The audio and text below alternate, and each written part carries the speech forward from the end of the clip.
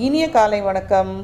இன்றைக்கி நான் உங்களுக்கு நமக்கு மருத்துவ குணம் வாய்ந்த சுண்டைக்காயை பற்றி தாங்க நான் இன்றைக்கி பேச போகிறேன்.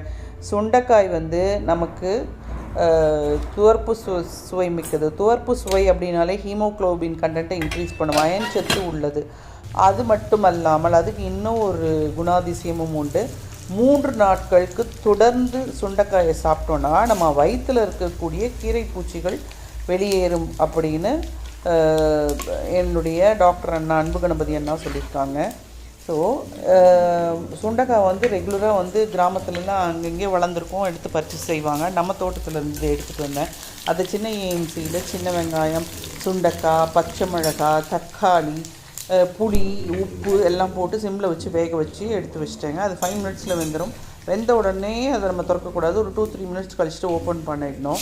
அதுக்குள்ளே இந்த பக்கம் நான் மண்சட்டியை வச்சுட்டேன். தாளிப்பு சாமான்கள் போட்டாச்சு. அதோட வெங்காயம், வரமிளகாய், கருவேப்பிலை, கொஞ்சம் தக்காளி அதுலேயும் போட்டிருக்கேன், இதையும் போட்டிருக்கேன். இது செஞ்சு பாருங்கள், ரொம்ப சூப்பராக இருக்குது.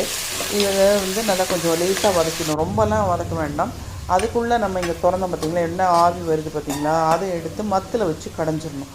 மத்தில் கடைஞ்சிட்டு இந்த கண்டென்ட்டையும் அதாவது நம்ம வேக வச்சுருக்கக்கூடிய இந்த பொருட்களை நம்ம மண் சட்டியில் சேர்த்துக்கிறோம். வதங்கிட்டு இருக்கக்கூடிய வெங்காயம் தக்காளியோட இதையும் நம்ம சேர்த்துட்டு ஒரு கிண்டி விட்டுடணும். கிண்டி விட்டுட்டு அதோடு நம்ம வேக வச்ச பருப்பையும் எடுத்து ஊற்றிட்டு மஞ்சள் தூள் கொஞ்சம் போட்டுக்கணும். மஞ்சள் தூள் நான் எப்பவுமே சொல்லுவேன், ரொம்ப அது ஹீட்டாக ஆச்சுனாக்கா அதில் குர்குமின் சத்துக்கள் போயிடும். அதனால் கடைசி நேரத்தில் நம்ம மஞ்சள் தூளை போட்டுக்கணும். மஞ்சள் தூளையும் போட்டுட்டு அதை இந்த பக்கம் வச்சாச்சு. கொஞ்சம் சிம்மில் வச்சுருக்கேன். அந்த பக்கம் நம்மளுடைய பாவக்காயை வறுத்தாச்சுங்க. பாவக்காயை வறுத்துட்டு அதில் கொஞ்சம் உப்பு, மிளகாய் தூள் போட்டு அதை நம்ம குலுக்கி விட்டுட்டோன்னா இது கசப்பு சுவை சூப்பராக இருக்கும் சாப்பிட்றதுக்கு. பாருங்கள், நீங்களும் ட்ரை பண்ணிவிட்டு சொல்லுங்கள்.